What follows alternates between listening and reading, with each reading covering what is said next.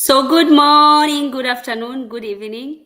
As usual, depending on where you're watching this video from, it's yet another day that we have gathered here uh, to bring good news to you.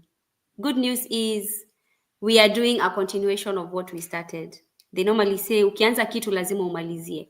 So we have to be resilient, fight this journey. Whatever we started, we have to finish. On the screen is Zippy the nurse and Zippy the boss. Zippy, good good evening. How are you doing today? Oh God, I'm I've seen fine. I've seen people saying Zippy the nurse and Zippy the boss. So pick the Yeah, name I and have a Zippy. new title now, Zippy the Boss. Yeah, how are you doing today? I'm doing great. Thank Wow, you. I'm glad to see you today. And you look so bright. Were you working? Yeah, I just came from work.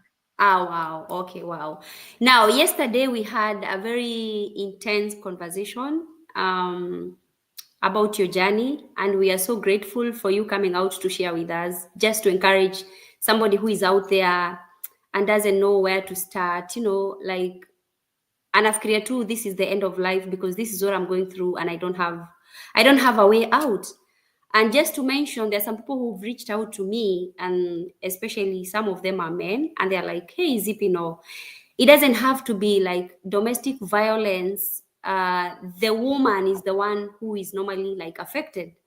It happens that even a man can be abused by a lady. And I didn't want to dispute that because we said it is true. Even yesterday, when we were talking about it, we said domestic violence or gender based violence can be on either side.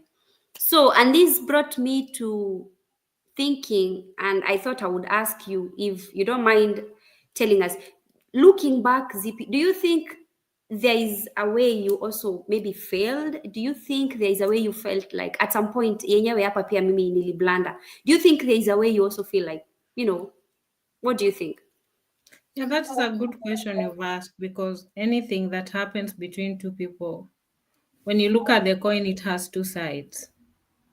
So on my side, where I failed, probably number one was ignoring the red lights from the beginning because of the insecurity, and I was like, we'll fix it. And then the second thing, when I was in marriage, I tried to react to whatever that was happening, and I might have reacted in the negative way. It's not like, the way the adrenaline just starts and you reaction to a fight and flight mode. I had to fight for myself as well because at some point when he went physical, I also hit back. Yeah, because I was defending myself. And in addition to that, the other things that I did that might have affected the relationship was keeping these issues to myself most of the time because it was eating me inside and I wasn't able to talk about it. Yeah. Wow, I was trying to share the video with somebody so that they can join. Forgive me about that. All right, thank you so much. Now, you've mentioned that you realized way much later that there is something that you did which was not right and it was hitting back. But then again, don't you think for you, you felt like this was too much and this was kind of like you were trying to defend yourself? If somebody finds themselves in such a situation, like I told you, like I mentioned yesterday, there is normally a live that you normally go on TikTok, and sometimes you find people asking, I'm in this situation and I feel like at some point I will hit back, and if anything people will think this is self-defense. Don't you think when it gets to that point there is someone's life who is in danger? Because in our African culture, men believe that they don't have, like, you can't raise a hand on them. So in the exchange, when you guys are exchanging, like, don't you think that was way too much, or it was extreme, or maybe that is what led him to being hostile and stuff? Well, the first thing, I wasn't the cause or the starting point, but I was reacting to his action. Number one, somebody is actually trying to like imprison you. You have to look for an avenue of trying to get out of that prison, because that is like involuntary imprisonment and you are not seeing the reason why you are being imprisoned. So if somebody is trying to strangle you in your neck, will you just let him do it because you are a woman and you are supposed to be submissive? You'll react and you'll push him. When he tried to fight me, unfortunately, he wasn't like strong enough than me. I could push him away and he ended up even biting me with his tooth. So I can say I kept on forgiving him. Those were some of the failures. I also didn't do my due diligence of background checks. And in this event, he might have also been hurt, because when you hit back at somebody, I push you away, you might hit the wall and you also get injuries. That one, you'll go out and say, she beat me up, right? But the reality was a self defense at a very difficult situation, because you cannot just sit there and somebody strangling you. Yeah, for sure. Yeah. Wow, thank you so much. And sorry for all you went through, but we are glad you overcame. And we are glad you came out in peace, but not in pieces. That's what we are trying to advocate for. We said yesterday you could be wearing a shoe, but you're the only one who knows how it fits you. If you feel like it's fitting you in a way that you can't fit anymore, please walk out. Please leave that shoe. ZP is here trying to encourage women that you don't have to stay ignoring the red lights. So, to continue with our discussion yesterday, ZP, you had talked of family. You said that you had built a life. You had built, like, you talked of your payslip, being a nurse in one of the major, like in one of the biggest hospitals in Kenya. You had a good payslip, and you mentioned that at some point your payslip was in ICU, which means you had tried, because I believe that is what every Kenyan nurse is doing out there. You get loans, you build a house, you get loans, you buy lands, you get a house, you buy assets and stuff. And you mentioned it yesterday. So when during this time of separation and divorce and all that, did you end up getting your things, or you left them, or had you bought together, or like maybe you take us through that? Well, when I got married, we were good friends in the beginning, to be honest. It's not like he was just evil from the beginning to the end. Besides him being insecure and having this some weird characters or some behaviors along the way, there was also on the other side a positive side that maybe masked these other behaviors. So we worked together for the first few years to build ourselves. Besides him earning less than I did, he was willing to contribute what he could contribute. And we built our life from zero. So besides me giving like 75, 85%, he could give his 15% that he's able to afford. So when we bought our land, we used our friend who was living in Kitengela, my former roommate, Jackie. So we bought a land. She's my neighbor there. And then now took other loans. I had already started investing, took some money saved, and we built a home together with him. Right now, the property matter has been running for more than 5 years, which is so unfortunate because I really don't understand Kenyan system. There has been a lot of delays and dragging, but we are soon concluding it so that we are able to know who gonna take what. But all this time round, what I did wrong in terms of like investment, we opened a joint account. Unfortunately, salary never passed through there. That's what mistake number one. I was like, My money has been going through this account from Kenyatta National Hospital, but his money was never going through that account. But it's a joint account. It was a joint account, and the agreement was all our salary was to be channeled on the same account. So we were to close our accounts that we had before we met, but he never closed his account. He also suggested to me to change my phone number. And he was also to change his phone number. He never changed his phone number. I changed my phone number. The third investment mistake, when I took my loan at Kenyatta, it was 2010. And taking a loan of 1.2 million, that's a lot of money at that point. I bought the car, our first car. Whose name was it written in? Him. Yes. The good wife syndrome in me, it costed me financially. And when I wanted to use the car, I could borrow. And one day, even when I borrowed him the car, he refused. He refused to give me, but I was the one servicing the loan. Unfortunately, I cried, and then later on, he brought it and dumped it there. It's like, unaweza chukua uende utumie, because we were going for a funeral somewhere. And when I used that car, we had multiple accidents.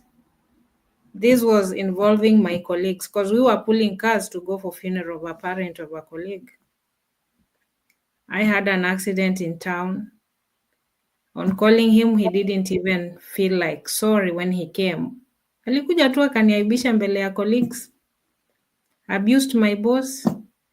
After that, he took off, left me at the police station. I took over the car again to drive back home. Then, unfortunately, I was involved in another serious accident. The second time, the same evening. And when I called him on reaching at the scene of accident, because it was a hit and run from a lorry, he wasn't even concerned about, are you safe? He was just like, umeniharibia gari yangu, angalia sasa venye inafanana. I was like, okay, you don't value life. But anyway, that is just part of the story. The positive side on him, when I met him, he didn't know much about investment and he was willing to follow me. He was like, you can guide me, show me the way, we can do it together. And we work together. He has a big heart to help people. He can go an extra mile to help you until he forgets himself. And that one, we used to when somebody's in need, even my mother, when she had a heart attack, my daughter was only 2 months. We traveled overnight, left her home, went up to Western, picked her up. He drove back. And in the morning, we were at the doctor's clinic. So I can give him some credits besides all these other issues. That there was also a positive side of him. He wasn't just like a very evil person. He's somebody who can help and go out of his way to support somebody and forget himself. Yeah. Wow. So, in matters, properties that you had acquired together, it's still a matter that is. Yeah, the matter is still running in court. So I'm hopeful that it will conclude by next year if things works out well. But it has been dragging for so many years because in the beginning we had Justice Muchelule. Then he had issues. We made an application with my lawyer to have another lawyer changed. We got another Justice Joyce, I think. She was so willing to complete this matter even before the current government comes in. At that time, even I was traveling to the US. And that justice, she was ready to finish the matter, but my ex was dragging the matter back and forth. So the new government came in, they changed it to another judge who has been postponing the matter every time. Like this year, the matter has been postponed. The last time we had was last year in November. So we were to be heard in June, went in court. We hold the cases online because I'm here, but him, he wanted to be physically in court. So he goes to court. I actually attend court online. But unfortunately, it has been postponed like multiple times. But I believe this the last time because we had the matter last month. This is November, this month. And I'm hopeful that in January we'll be done with the property so that we know who is to take what. But for now, it is still a matter that is running in court. So we don't have to dwell on that. If it's a matter in No. court, we wait for the court to decide. All right. Thank you so Yeah. much. Um, During the transition, like moving from a married person, like being in a family setup and becoming a divorcee, you find some of your friends depart you, like they run away from you because they're like, I don't want to be associated with somebody who has left her marriage. Did you ever experience such kind of situations or like instances with your friends at work, at church? Did you ever feel like you were stigmatized or something? In terms of friends, I'm the one who decided I'm not going to associate with them because they wouldn't understand the pain that I was going through, and I wanted just to be by myself with the people who could understand my pain. And so I decided I'm not communicating with people who are telling me rudi nyumbani because most of the people whom I was friends with, their intention was for us to reconcile. So anytime they could call me at that point, I was so like I didn't want to have any conversation. And anybody calling me, I could listen to them, but the conclusion was, well, if you want me to go back there, I'm sorry, I'm not coming, and I do not need any conversation. I don't need anybody to influence my thought process because I've had enough. So I actually decided not to communicate with them. Some point, I had to block them. It's not like they ran away from me, but along the way, because as I left, the friend I went to stay with that December, she insisted we have to take vacation either way. So we went on vacation. Then when we came back, of course, some pictures were online. And one lady talked to one of my other friend and was like, enda ambia rafiki yako arudi kwa boma yake ache hii mchezo ako nayo. So I knew where it was pinching. So I was like, it is what it is. Whatever people's thinking is, it's fine. And when I went back to church, I told you I had a very good support system from my church. My parish priest was very supportive because I could talk to him. My ex sometimes talks carelessly, to be honest, because they were working in the same office with my niece, and he's calling somebody that we know. He's like, chair lady, unajua mimi ni Mkamba, nitawaroga na nitaanza kuroga kuanzia ndugu yake mkubwa, wakufa wote kwao waishe. So those were some of the threats that my family were fearing, Wakamba watatuua wote. But I kept on praying and I could share with the priest and tell him, huyu anasema anataka kutuua, sasa what is all this? But I got the reassurance, hakuna mtu atakuchawi. He even told my lawyer the same thing, unajua mimi ni Mkamba, nitakuua, nitakuchawi ama nitakuroga, which is absurd. He talks so carelessly and he's always defensive.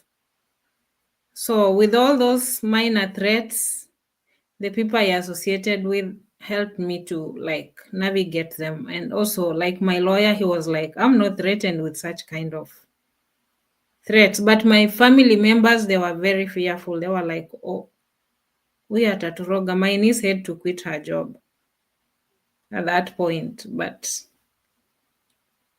we are glad we are alive because it's only God who gives life. It's not about witchcraft and all that. Yeah. Yeah. Wow. I'm sorry you had to go through that. In the picture, there was a child.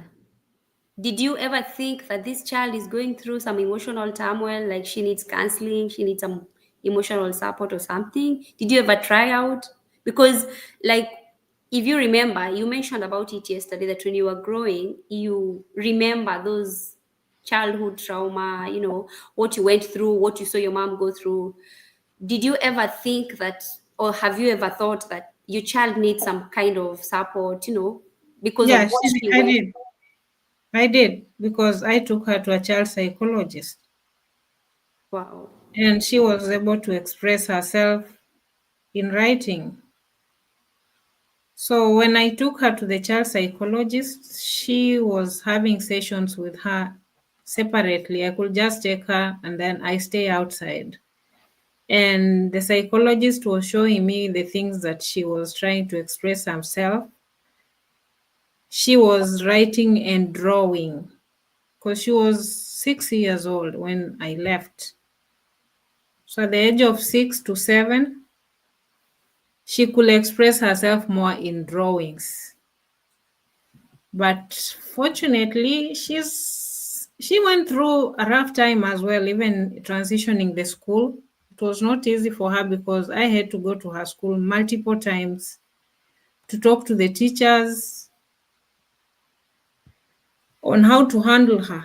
Until now, she was able to manage, but it was very stressful for her because at some point when she was in grade 4, she was in grade 3. Yeah, grade 3. At some point, she was like, Mommy, I'm stressed. I'm like, okay, Oh, you're yeah. stressed. I need to take care of this stress. So I involved a child psychologist. I think being in the medical field really helped me to understand and know the issues related to the psychological aspect of my daughter. And all I wanted was to give her the best. So, besides all this, I had to be strong for her. Besides that, she was also strong for me. My brothers were always there to support me and her. They could come in, talk to her, make sure that she feels the uncles are there.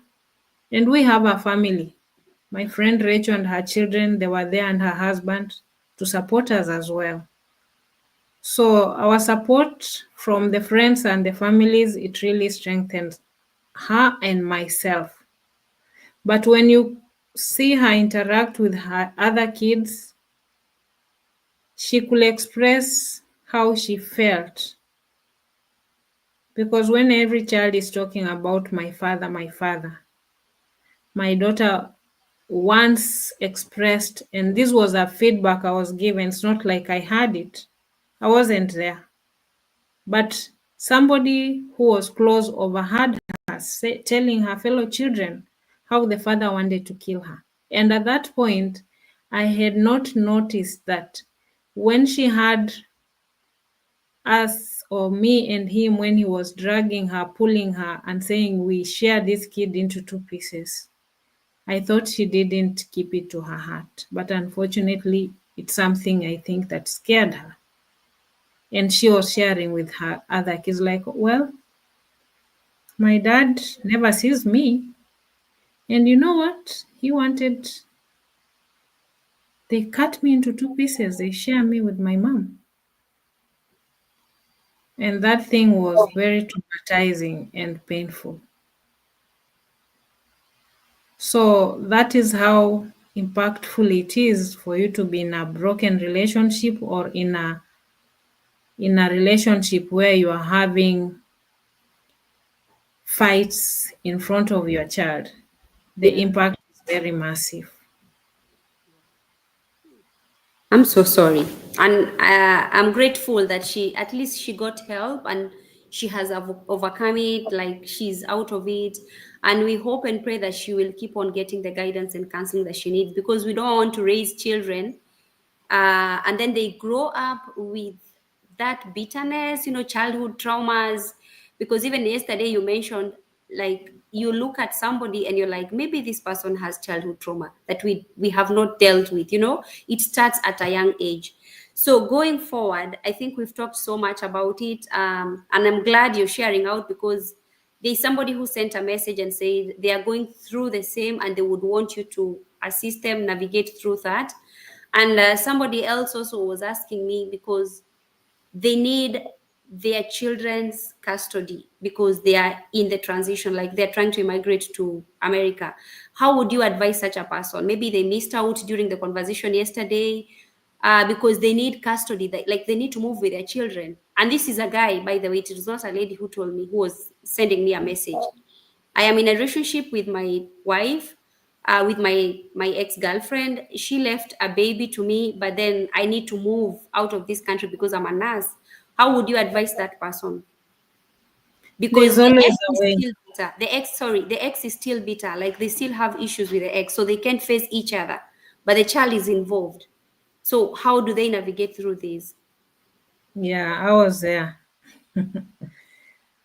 You need to have a thick skin, and when you're fighting for your child, fight for your child, and the best interest of your kid prevails. I actually told the father to my daughter, you know what? I'll only stop fighting for my daughter when I'm dead. If I'm alive, I'll make sure that my daughter's life is good. So if you try to fight me using this child, I'm sorry. I'll try to protect her as much as I can until I'm not able to. So we have child custody, we have children's department in Kenya, we have the court, children's court.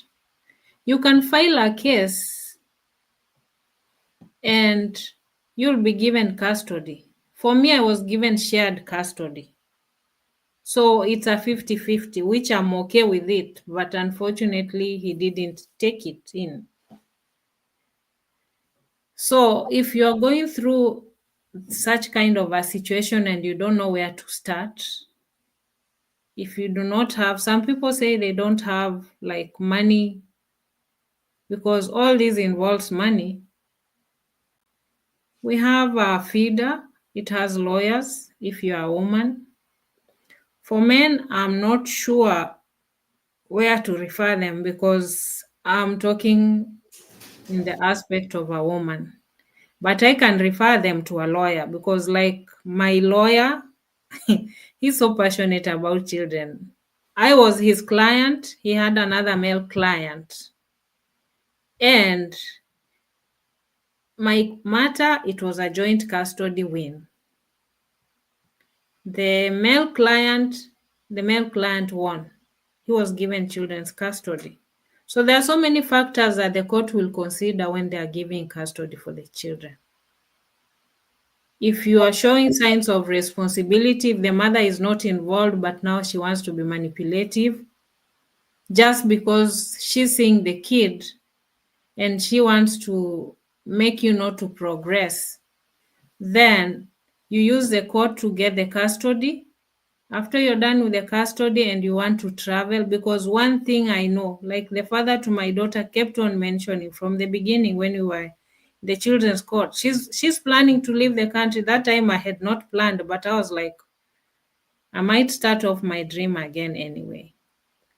So when I started off the journey to the US, we were already done with the child custody. And when it reached to the point where I needed the consent, I reached out and he wasn't cooperative. So we went back to court. We went to court. The matter was heard, listened. It was a minor matter because the judge had to give us time to settle it out of court, but it never worked. So the government ended up giving me the consent, and that's what I took to the embassy. So one thing that people need to understand, don't fake your child's birth certificate because you are frustrated and you are desperate to remove the father of your children from the birth certificate. Let his name be there. Let him be there because he remains the father to your child, or she remains the mother to your kid. But sometimes when we are desperate, we can take some actions that might cost us, because if you do that and then this ex of yours realizes that you went and had a new birth certificate, they can easily go and file for fraud to the US Embassy or to whichever country you're going, and that might cost even your license. So if you do things in the light, there'll be nowhere that this toxic X is going to get you because everything is in the open and you'll be peaceful where you go with your child or with your children. Because, like for my daughter, the father is supposed to be talking to her every other week, but the girl refused. She said, when I was in Kenya, he never looked for me for 4 years. I've been with my cousins whose father was not living with them, but he used to come and see them because when kids meet, they talk, they interact, they talk about their parents. And she was like, when we were in Kenya, he never came to see me, he never looked for me. So why is he looking for me now? I couldn't help it. I always ask my lawyer what to do, but my lawyer tells me if the child has refused, you cannot force. The other order that he was given when we were traveling, it was a conditional transit. He's supposed to pay for an air ticket for her to go and visit him or see him on a long vacation, and then I pay a flight back. He has never made that initiative. So sometimes it is up to us as parents to agree to disagree. How do we compromise our lives after we have disagreed or after our relationship has not worked, to help our children grow to understand that, well, sometimes marriage fail, but that doesn't mean that the children are failures. And then maybe something else to mention, when people are courting, we forget so much to ask ourselves during courtship, in case our relationship doesn't work. Because that time you are friends and you can talk about it and agree. In case it fails, what will happen? We never look at the failure. We just look at the positive, thinking it will be rosy. But remember, when we are even getting married, we are told marriage is not a bed of roses. Process. Mm-hmm. It has thorns, and we don't know when the thorns will start Pricking pinching us you. or pricking us. Yeah. Mhm.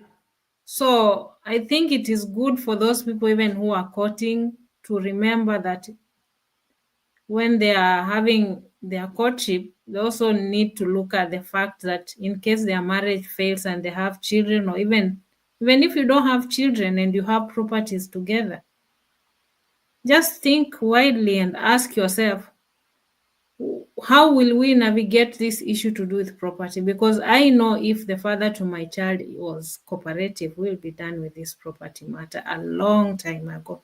But it just complicates the matter. And I leave it at that point because that has not stopped me from living my life. You're very resilient. That's the only thing I can say. And now that you've mentioned, it has not stopped you from living your life or living your life the best way you know how. How is life here compared to? Are you at peace right now, or you still feel like, hey, I still need to go back to Kenya, that life the way it was? How is life taking you so far? I can say when I was in Kenya, I was very fearful. I never knew, besides me quitting my marriage, but the fact that we are living in the same city. And when we went to the court for all these matters, my ex was just mentioning about the house. So his interest was more on the house than even the child. In the court for the children's matter, it was like she wants to take away the house. When we went for divorce, she wants to take away the house without looking at the matter that is at hand. And then he even mentioned that, oh, she's planning to kill me so that she takes away the property, which I was like, well, If I really needed to take away the property or cause drama, you are living there with your wife in my house. I know who stays there. I know where she works, but I've never been dramatic because when I left, I left. And whatever that happens after that, I'm okay with it. I've just left the government to take the process to go the way it's supposed to go. I'm not fighting back like I want to show you that this is my home, it belongs here. No. So with that, I used to feel like when I'm walking, I'm not safe. But when I moved, I feel more safer because I'm now out of the toxic environment because Nairobi was more toxic for me. That environment itself was not very conducive because I wasn't sure what exactly he's thinking because his mindset is hii property ikienda nitaanzia wapi because he's living there with his family. But for me, whatever that happens will happen. Whatever judgment that will take course, I'll take it. I'm not going to hang on it. I'm like, oh, I'm going to do an appeal. No. The facts are on the table. Whatever that the judgment will go, it will go. Somebody will want to understand how divorce process goes. It can be very complicated in court. He hid the file several times for me, and I had to seek advice from friends who were male, and I did what I did. The funny thing, they asked me to look for a guy, take a picture, put it on my status, and then if he is able to see it, then I remove it. I did it and it saved me because I was even ready to go pay for vacation with this guy to Mombasa. We go to the beach, take the picture half naked so that I save my life. That is how serious I was determined to redeem myself. Yes. So I had to ask a friend to accept or to consent to take a picture with me. And actually, that picture, he came with it in court. He brought it as an evidence and he was crying when we were testifying. And the judge was like, "Can I send you for counseling?" I was like, "No, I'm not going for any counseling no more. I'm done. I'm done." So, with the life here in the US, I'm peaceful. I'm happy. My daughter is happy. And we are grateful to God because we have healed and we still continue to heal. And I believe even him, he has healed or he's healing. But I pray that he heals as well because the last conversation I had with him, he told me he hurt more than me. So I was like, okay, everyone can only explain their pain because the patient's pain is what they say it is. I cannot know how much pain he has. I can only talk about my pain. So I hope even him, wherever he is, his pain is healing or he's healed. Zippy, let me ask you. I think I got scared at some point. Don't you? Anyway, I know maybe you did it out of desperation, but don't you think you were jeopardizing that somebody's life when you took photos with them and put on their status, your status or something? Or those This are the was a things that we do out. consented picture, and it's not somebody whom I don't know, but he doesn't know him. So it's somebody who is family, distance family relative whom he didn't know. Ah, okay, okay. So, what was your intention, if I may ask? The intention was to make him let go. So that I say I have moved on because he was hiding the file in court. Every time I go to court, I'm crying. My file is missing, he is not coming to court, and the case is not listed. That is So as far as people can go. Wow, that is so deep, man. I had to do what I had to do to just get out of that marriage. If I that was get the you. only thing that would have saved me, we had to discuss with my lawyer, and he was like, "Are you ready?" He asked me, we had a conversation because I couldn't just do anything that I had not sought legal advice. He asked me, and I was like, "Yes, I am. Are you sure you're ready to face it? Because it's going to impact you. People will say that you are the one who cheated." I was like, if that is the only thing that will redeem my life, Then so be it. yes, I went for it. Wow, that was a brave move. But anyway, it saved you.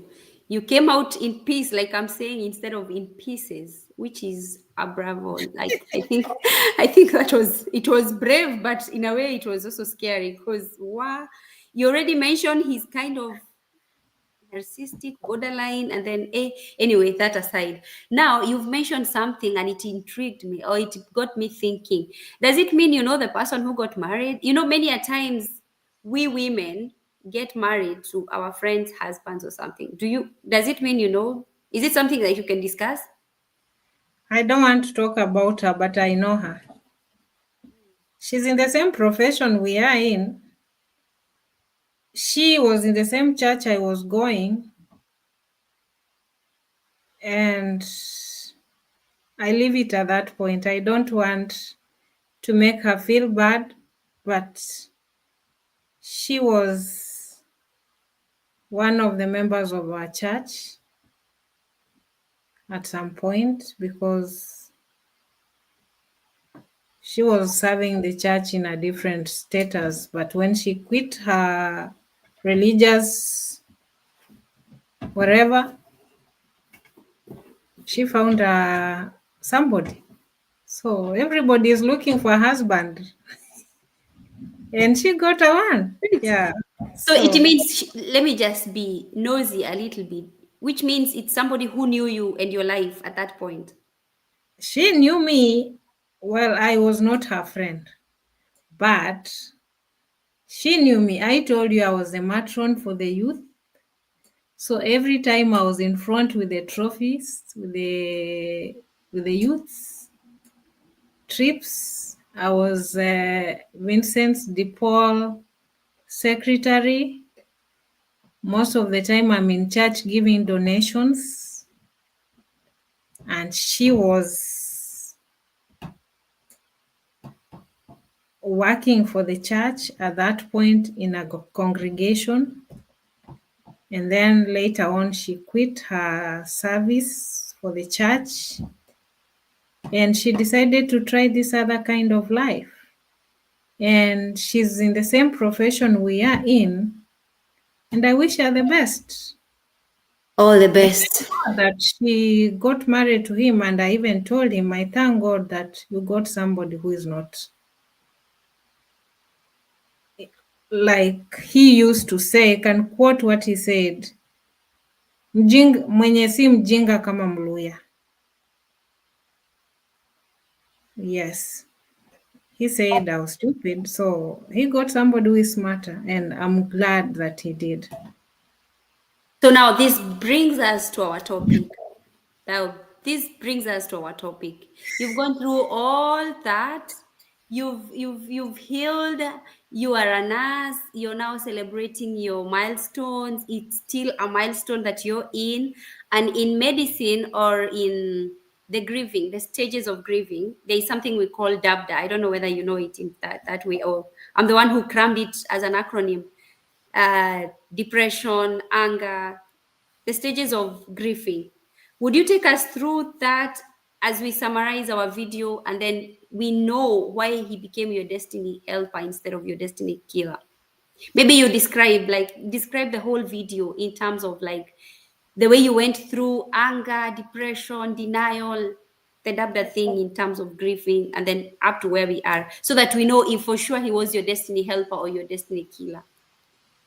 Well, just as you mentioned, when you lose something, or when, let's say, like death or any loss, you go through a grieving process. You start with denial, you not accept it, that it is real, that it is happening. You feel like it's not you, but you still think it will be different. But the reality sets in and you're like, oh, it was meant to be. So for me, I was psychologically prepared when I left my house and I had decided I'm not going back. So I was in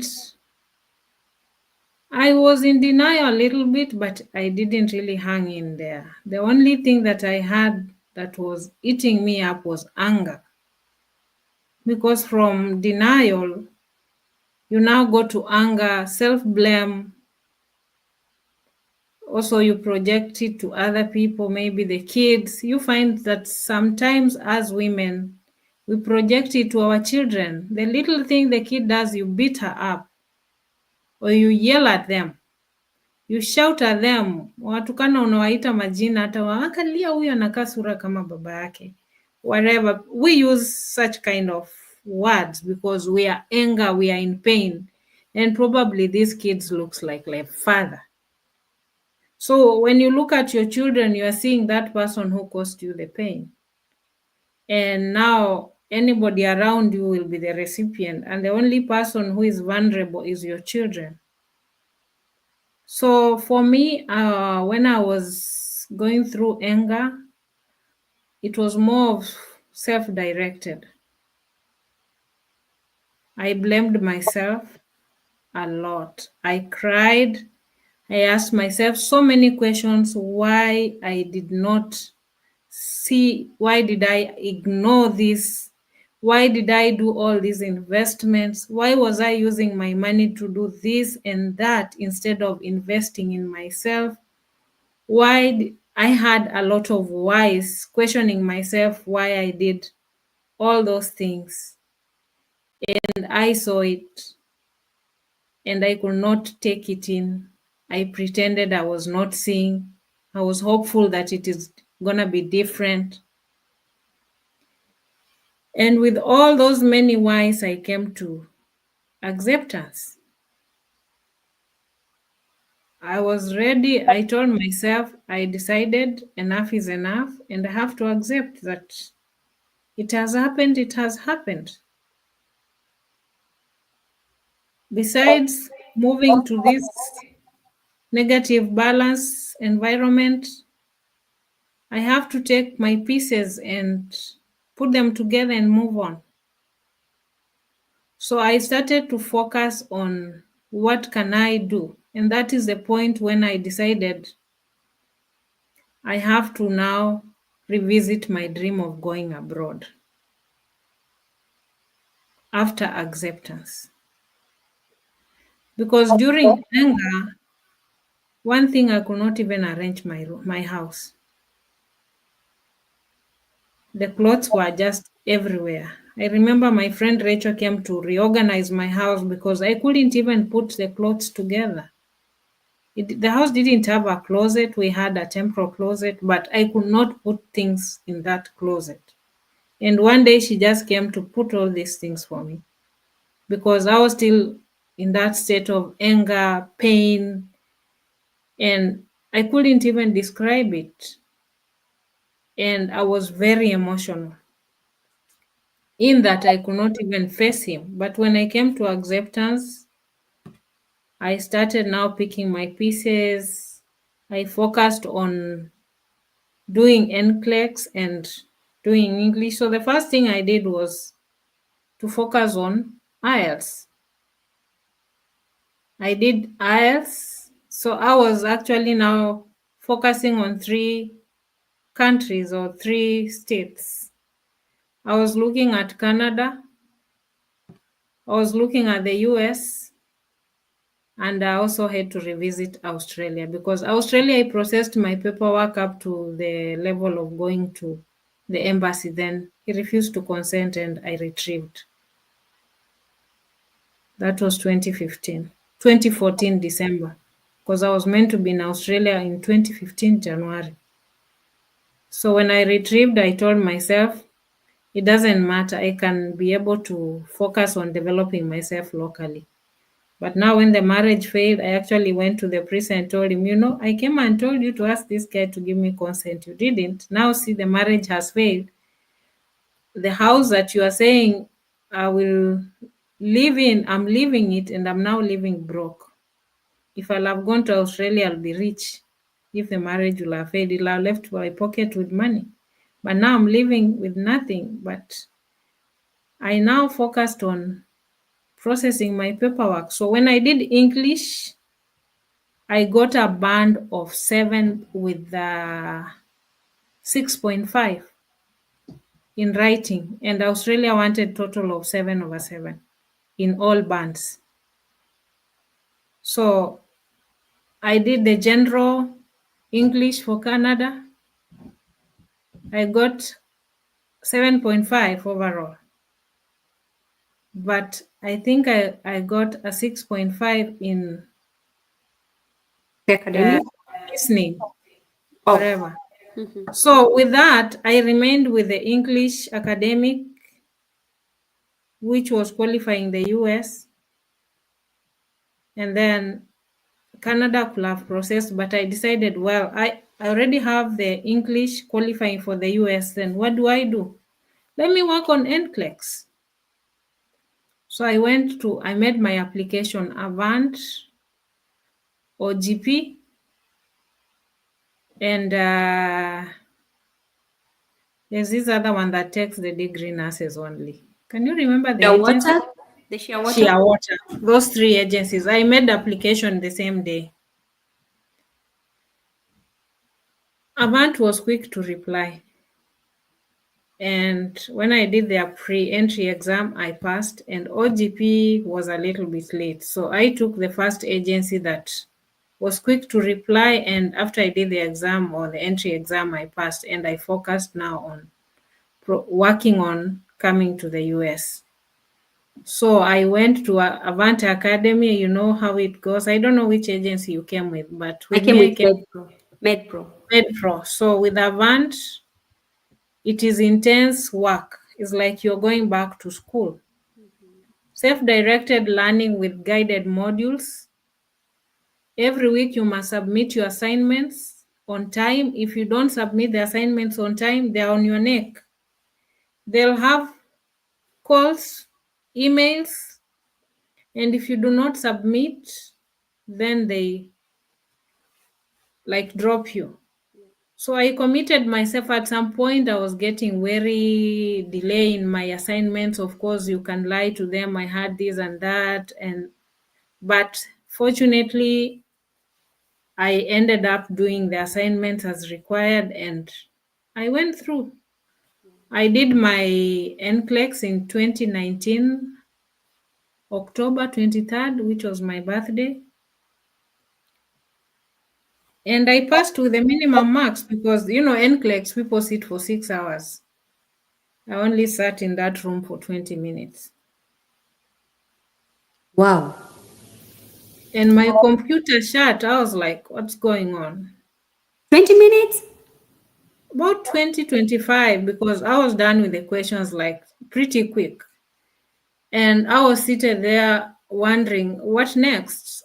I'm like, did I fail? Did I pass?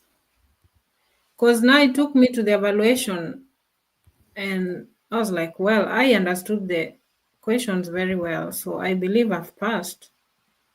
So I stayed for some extra 10 minutes to do the evaluation, and the computer went off, and I got out of the classroom within 40 minutes, and I told that guy, I'm done. He's like, are you sure? Do you want a break? No, the computer is shut. So I went to do the cheat sheet to check for my results. And it was joy because at that point I called my daughter and told her she was waiting for my results. And like I'm reporting to her, Mama, I've passed. and it was all joy. And I was so grateful because one thing Avant sent me where it never sends anybody. Where did I you did. sit your exam for? I went to sit for my exam in Chennai, Madras, In India. China? Chennai is in India, South India. Oh, But okay. I have like it was a good thing for me because that is where I did my cardiac training. And when I was going back, I was just praying on the plane, telling God, you have given me an opportunity to come back to this state that nobody is sent to do NCLEX. I was the only person in that room to do NCLEX from a different country because all the others were Asians and there were not even many. And fortunately, that is where my luck was. I passed my exam within a very short time and I came back home with flying colors on my flight. And that is how now my Avant journey started or continued up to this level. So the rest, I think we've covered because the consent issue we covered. I went back to court to get the consent for my daughter when it reached the time to go to embassy. When I did my case complete, I went back to court to get the consent. And by the time I was getting my embassy date, all my paperwork were ready. Thank you so much, Zippy. The only thing I think, in the interest of time, we've been here for almost 1 hour, and I still feel like we've been here for 10 minutes. Your story is very interesting and empathizing at the same time. But now I would want to know, what was your turning point? Because when we were doing the initial stages of this video, you said you've been a critical care for the last 16 years when you were in Kenya. And then you actually went ahead and did cardiac nursing, like to specialize in cardiac nursing, and you were one of the best cardiac nurses that we had in KNH. But then again, when we were talking yesterday, you told me that you're doing mental health. So what was the turning point? Is it because at some point you dealt with somebody? We don't want to say there was mental aspect of it, but what was your turning point? Why did you move from ICU, cardiac? Why didn't you do the likes of CRNA? What was your turning point? Yeah, one of it is that psychological trauma, post traumatic stress for the marriage. And I just want, when I look at the aspect of life, we have people who are going through a lot of stress that is leading to depression. We have so many youths who are also having issues related to drug abuse. And when you look at mental health, people don't like working in that environment because they say you'll also behave like the patients. So, my turning point, one thing I really want to learn about the psychology of a human being. And maybe just to mention to you, before I came here, I was meant to go to India on a scholarship for Kenya, not India, South Africa. We were trying to work out on a scholarship which was provided by the Kenyatta National Hospital for neuroscience. So remember, before I left, I was the neuro ICU unit manager. So cardiac was like a side hustle. And now I was focusing on the human being's neuro, which is the head and the mind. So with that, I have shifted my mindset from that point, and I believe I want to pursue psych because psych has wide opportunities for me to serve people in the community and in the society. Unlike the ICU where I've had enough experience. So I want us to explore new opportunities in psychiatry because people are having so many psychosocial problems. And I want to be one of the people to support and help them. Wow, that is, we are here to support you. Personally, I'm here, and I know my people, anybody who is watching here can attest to that. We support and we help where we can. So somebody would be out there wondering, ZP, why did you decide to come out now? And why? Are you trying to incorporate your journey, your medical field, the psychosocial aspect to be a divorcee coach? Is it a project that you're trying to run? Is it a campaign? Is it because looking up on your Facebook page, you have articles. I don't know whether to call them articles or you have write ups, and they are like chapters. So is it a project that you're running? Is it a campaign that you're running? Like, tell us more about your side as a psychosocial manager, counselor, divorcee coach. Like from that point, let's leave the suffering aside and let's leave the nursing aside. Give us the whole thing. What's your goal? What are you planning for us? Oh, well, there's a lot I'm planning for you guys because a lot of self reflection, and I just decided or felt like the stigma around divorce is real. And people don't come out to talk about it, especially in Africa, whereby a woman is labeled more when marriage fails. Like, alitoka, hakufanya hii, hakufanya hii, hakufanya hii. Ukikufia hapo, mbona hangeenda? So, but with a man, when the marriage fails, watamwambia nini? Wachana na huyu ameenda kufanya umalaya, oa. Unaona? So with that, I felt I need to stand out, help our people who are suffering in silence to be able to stand up and move on and just be able to start their life all over again and give them hope. That's all. I want to give hope to those vulnerable women. I'm specializing with women, although I occasionally counsel men, but I want to help women because I've walked that journey. My shoe will not fit in the shoe of a man because I don't know the pain of a man, but I'll only help them in the professional way.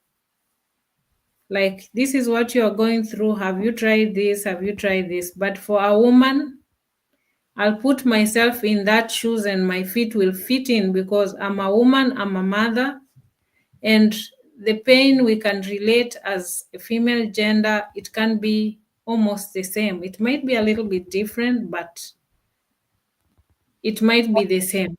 So that is why my focus is to help women who are divorced and they are struggling to start their life after divorce. Wow, that is so grateful. And just to, I don't know whether this should be the last question that I'm posing to you, or this should be the last of the last, because we still have time and we'll come back here. But in the interest of time, I would wish to ask you: are you looking to work with people? Are you working with people? Or is it something that's just underway in the pipeline? Is it something that's already out? Are you launching something? Are we expecting to see you launch a campaign, launch a project, launch something? Like, there could It be is somebody something I've watching. started, and the vision is very big. In future, I'm gonna be launching something. I don't want to preempt it. Hopefully by mid next year we'll have launched the first project, and then we'll keep continuing. I have a lot of information. I also want to coach women, like having some sessions with them, like training, helping them improve their finances, help them counsel their children, help them deal with the issues related with the kids when there is an absence of a father, and help them to move on with their life, which is very tough. It's not easy. Yeah. Somebody would be wondering, would be watching today, and they are connected to an NGO that is looking for a divorcee coach, and they're like, wow, I need this lady here, ZP, the boss, who is a nurse by profession, who has dealt with critically ill patients in ICU for the last 16 years, who has dealt with people with mental instability, who is a mother, who was a wife at some point. So you are all rounded and you pose a good counselor, you pose a good divorcee coach, you pose like a good, like a person who can go out there, be used by a company or be used by an NGO that is trying to run such campaigns. I'm a Kenyan, you're a Kenyan, and just the other day we saw that our president, our lovely president, Mr. William Samoei Ruto, set aside some money to end for the campaign against femicide. And when I was going around, I realized that even Kenyatta National Hospital is part of it. There is some money that was issued or that was, and I stand to be corrected, that was set aside, as part of the project. Is it something that now you're here in America, but is it something that you would want to be part of it? If somebody is watching out there and they're like, Zippy, I need to talk to Zippy the boss and I need to have a project because I mean we have something that's going on and this is what she's trying to bring to the table. Is this something that you would be up for it, take it, move from America again and go back to Kenya and start running such projects, or is something that you'll be doing remotely? Maybe touch on that. Well, I'm ready to move around and work with the community, support people, support my government. But for the time being, I'm here because my child is still small. So I can work remotely for the time being because I have to make sure this kid is above 18 years for me to start moving around. Yeah, but the long term goals, I am against gender based violence. I'm against this butchering of women after they have left toxic relationship. I can be an ambassador of any, even my country, I can be ambassador for them. I'm ready to work with anybody so that I'm able to help the community, because the ultimate goal is to help that one person or two to be able to get out of a toxic relationship and be able to thrive and be happy. Yeah. So my objective is just to help those women, and if there's any way I can help, or if there's any platform that will make me reach more women, there we go. That is where my passion is. Here we go. Yeah. All right. Thank you so much, Zippy. I don't know whether you have last. We'll still come back here and talk to people based on your experience, based on what you're doing on the ground, based on what is going on, because even matters raising up children, especially teens or preteens in this country, is also another challenge. This is something that we need to come back here and talk about it. Now that you have a teen and I have a preteen as well, this is something that we need to give out to people who are transitioning towards this side. But tonight, I think we'll wrap it up by telling people, all those who've been watching us tonight, I know it's a bit late and we come late to you guys because Zippy, the boss, has to work and Zippy, the nurse, has to work. We are trying to balance. We are trying to balance and see if everything is going to fall into place. So without wasting so much of your time, guys, thank you so much for those who tuned in. I can see, oh, we only had one comment today, but we appreciate you, Josephat, on all those who joined in. Thank you so much. And Zippy, what do you say? Thank you everybody for your support. It has been overwhelming. From yesterday's video, people are willing, they are supportive, they are so grateful for me to come out, to be vulnerable, to help somebody out there who cannot speak for themselves. Because at some point I was like, sharing my story, am I not sharing too much? TMI, too much information. Too much information out there. Zippy the boss will be looked at in a different angle, but My objective is to help somebody. My story is to help somebody who is very low right now and even is contemplating suicide the way I did. But remember, when it is so dark, 3 a.m., it's very dark. It's just about to dawn. And there is always light at the end of the tunnel. That's what I can say. So believe in yourself, believe in God, trust the process. These are just storms that will soon be settled, and you'll be able to pick up your pieces. So relate with people who are positive, who give you positive vibes, avoid negative energy, and you'll be able to be successful. Don't And limit yourself because of marriage. Keep chasing your dream. for sure. And this applies to both sides. Guys, Yes. like we mentioned yesterday, it's not like we're trying to advocate for divorce. Somebody might be there watching and wondering, what are they saying? So, are they saying that I should leave my marriage? No.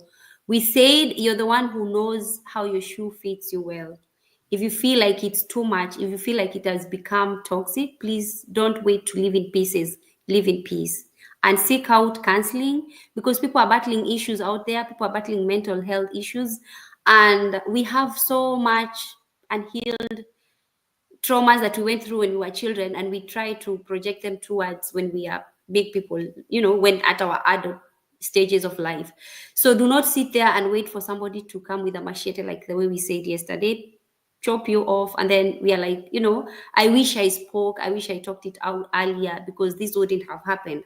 Do not wait to get to a point of like it was self-defense, because somebody will hit you, you go to like you want to defend yourself, and then you hit that person in a bad place, huku umesaidia Mungu kazi yake, and then at the end of the day you end up in those prisons. That's what we don't want. We are just saying Zippy is here, she went through that, she overcame it peacefully but not in pieces.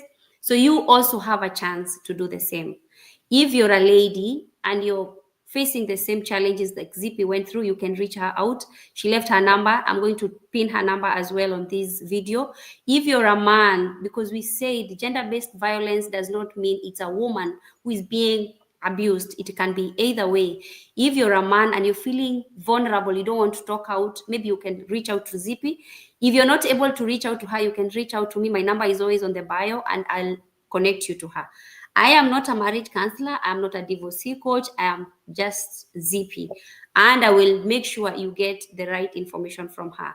So thank you so much, guys, for watching. Thank you so much for subscribing. Thank you so much for the support you're pouring out to Zippy.